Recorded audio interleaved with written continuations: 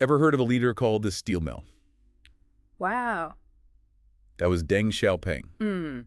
the man who pretty much steered China through unbelievable change. Yeah. Like massive change. Incredible. So we're diving deep into his story today, Okay. using some really interesting insights from The Rest is History podcast episode Right. with Rana Mitter. Oh, yeah. He's a real expert on China. Yeah. Fantastic. And he helps us understand how Deng went from Yeah. like a purged official Right. to the most powerful person in China Yeah. and just basically reshaped the country. It's amazing, isn't it? So it's a story of ambition, Ambition. Yeah. pragmatism, Pragmatism. and just how one person can really change the Yeah. course of history. Absolutely. And it's fascinating to think about China in the 1970s. Okay. You've got a country reeling from the Cultural Revolution. Right. Their economy is just like stagnant. Yeah. And there's this huge power vacuum Right. after Mao Zedong dies. Okay, so for those of us who might not remember. Right. Every single detail of the Cultural Revolution. Yeah. Can you give us a little refresher Of course. on what was going on in China during that time? Absolutely. So the Cultural Revolution was a decade of just intense social and political upheaval. Right. From 1966 to 1976. Okay. Mao Zedong, the leader of the Communist Party, Right. launched it to just purge the country Wow. of what he saw as capitalist and traditional elements. Right. So it was a really chaotic time, Yeah. widespread persecution of intellectuals, Yeah. artists, Yeah. and anyone deemed a political enemy. Yeah. So a pretty traumatic period Yeah, very much so. for the country. Yeah, And then Mao dies in 1976. he does. What happens next? Whoa. How does someone like Deng Xiaoping, Well, who was actually purged during the Cultural Revolution, he was... eventually rise to power? That's where his story gets really interesting. Yeah. Remember, he was exiled, Right. targeted by the Red Guards. Oh. His own son was even crippled for life during that time. Oh, gosh. Yet somehow, Right. he managed to navigate this treacherous political landscape Right. and eventually became the paramount leader. Wait, paramount leader. Can Yeah. you explain what that means? Of course, Exactly. it's essentially the highest-ranking official in China. Right. Someone who holds immense power and influence Yeah. over every aspect of the government and the party. Wow. It's a big job. So how did Deng, after all he went through, manage to Yeah. climb the ranks to become the paramount leader? Well, while in exile, Deng maintained his network Okay. within the Communist Party. Right. And when Mao died, Yeah. the power struggle erupted. Of course. The interim leader, Hua Gufang, purged the Gang of Four, Okay. a radical group who'd gained power during the Cultural Revolution. Okay. So this created an opening for Deng's return. Gotcha. By 1978, just 2 years after Mao's death, Wow. Deng had really strategically positioned himself to become the paramount leader. So it sounds like something out of a political thriller. It really does. But before we dive into what he does with all that power, Yeah. let's go back a bit. Okay.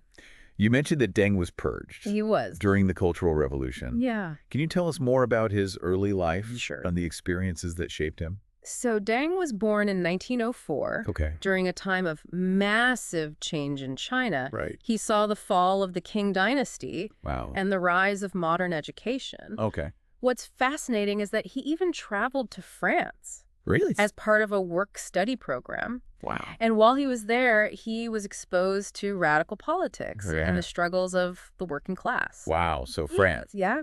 So he was exposed to ideas and experiences that were probably very different from what was happening in China at the time. Exactly. And it had a profound impact on him. Yeah. He also spent time in Moscow Huh. at the University of the Toilers of the East. Wow. What a name. Quite a name, isn't it?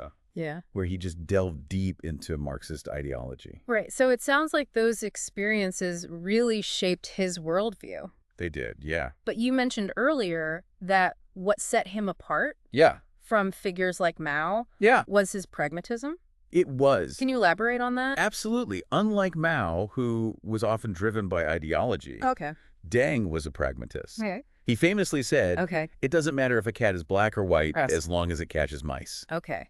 And this black cat, white cat philosophy Mm-hmm. really encapsulates his willingness to blend socialist ideology Right. with capitalist reforms. Interesting. If something worked, he was open to embracing it, Okay. regardless of his ideological origins. That's such a striking way to put it. It is. So he was essentially willing to learn from anyone, Yeah, even those he might have ideologically disagreed with, absolutely. if it meant improving the lives of the Chinese people. Precisely. And this pragmatism is key to understanding why he was able to launch China on a path to becoming the economic powerhouse it is today. Yeah.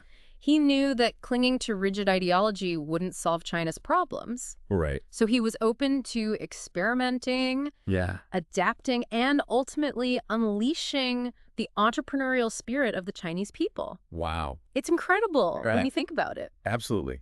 So Deng Xiaoping, this pragmatic leader, takes the reins in China.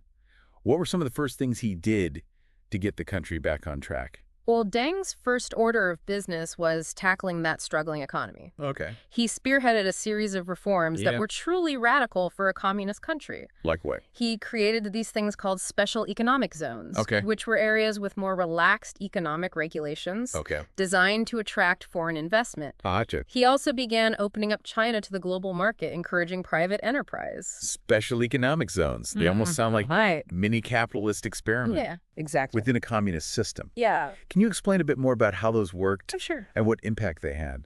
So imagine these designated areas within China Okay. where businesses could operate with fewer restrictions, Right. lower taxes, and simplified import and export processes. So basically like magnets for foreign companies Exactly. looking to take advantage of China's vast and inexpensive labor force. Absolutely. They were incredibly successful. Wow.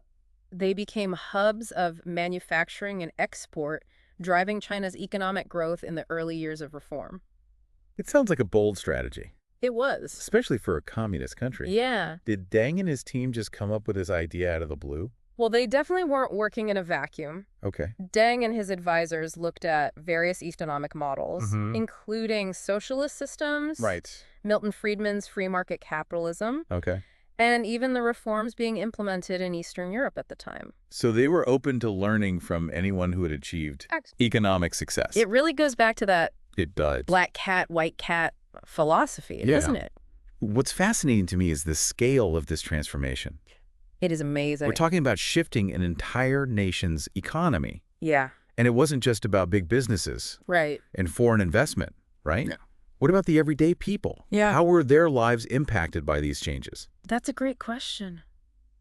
You're right. The human impact of these reforms was significant for ordinary people. Right. It meant new opportunities, but also new challenges. Okay. Millions of people moved from rural areas to cities Oh, wow. in search of work in the booming factories. And what about the role of women? Yeah. We often hear about the male-dominated workforce in China, Right?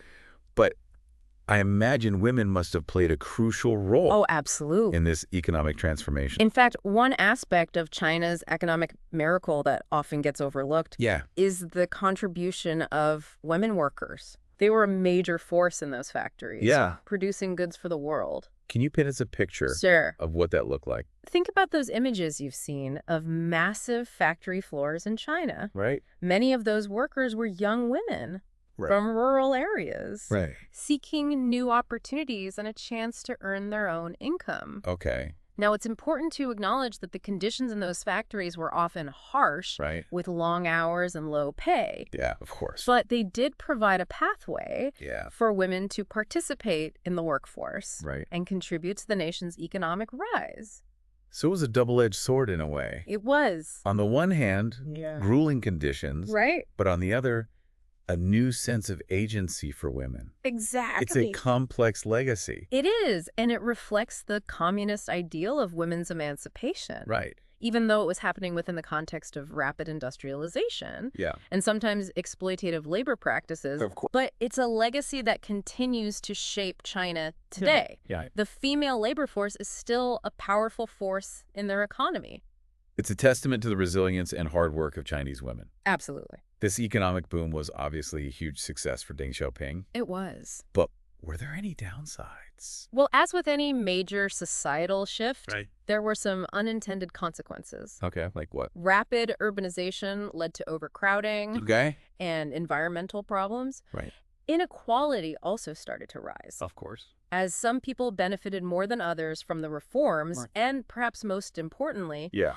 there was this growing disconnect Okay. between this new economic freedom Right. and the lack of political freedom. Ah, yes. That tension was at the heart of the 1989 Exactly. Tiananmen Square protests. While Deng had opened up the economy, Yeah. he maintained a tight grip on political control. Right. By the late 1980s, Yeah. you had students and workers demanding greater freedoms, Mm. inspired in part by Gorbachev's reforms in the Soviet Union.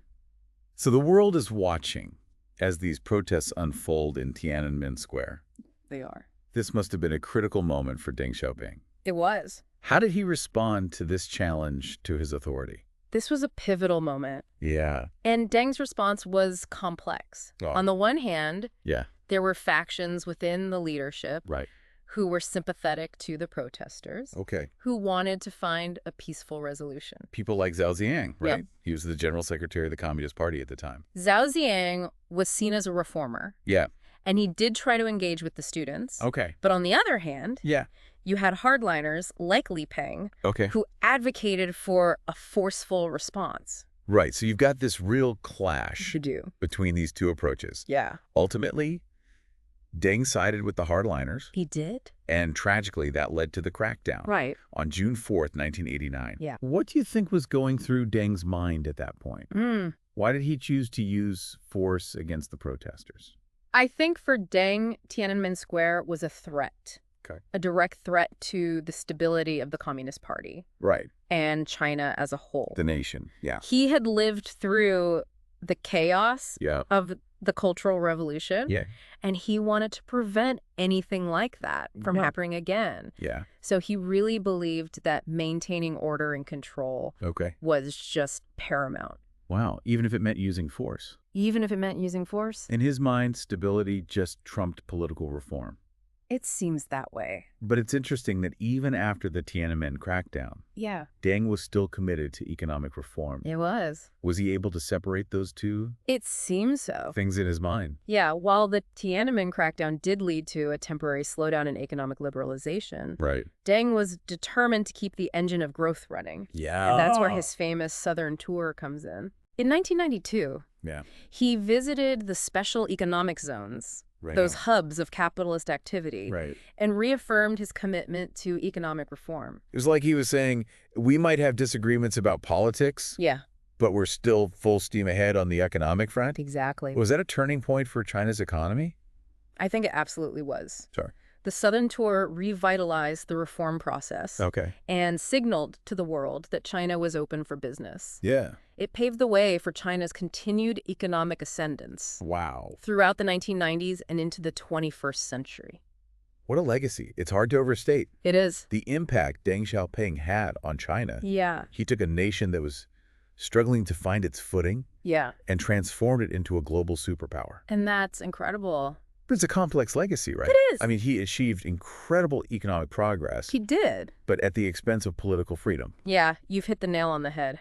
It's tough. Deng's reforms lifted millions out of poverty. Yeah. And propelled China onto the world stage. Yeah, But those achievements came at a cost. they did. Political dissent was stifled, You're right. and human rights were often violated Yeah. in the name of stability and progress.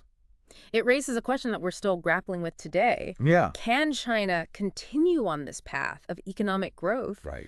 without eventually embracing greater political liberalization?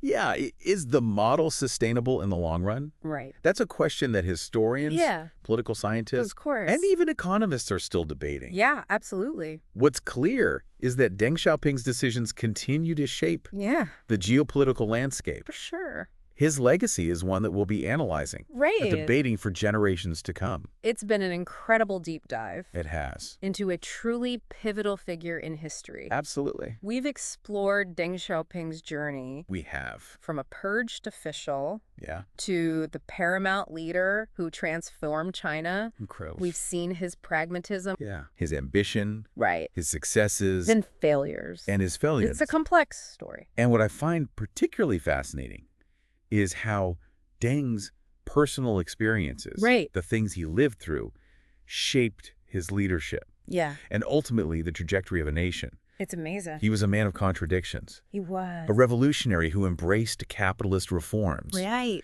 a leader who prioritized stability above all else. Fascinating. This deep dive has given me Wow. a much richer understanding of Deng Xiaoping, Good. his motivations and his impact on China. Yeah. It's a story full of complexities and nuances. It is. And I think it's crucial to engage with these complexities Well, if we want to understand China's role in the world today. Absolutely. If you're interested in learning more about this fascinating period in Chinese history, Yeah. I highly recommend Rana Mitter's book, A Bitter Revolution: China's Struggle with the Modern World. Okay. It provides a really nuanced and insightful perspective on China's journey through the 20th century. Fantastic. And for our listeners who are eager to delve deeper Yeah. into other compelling figures and events that have shaped our world, Yeah. be sure to subscribe to The Deep Dive. Please do. We'll be back soon with another episode, so stay tuned.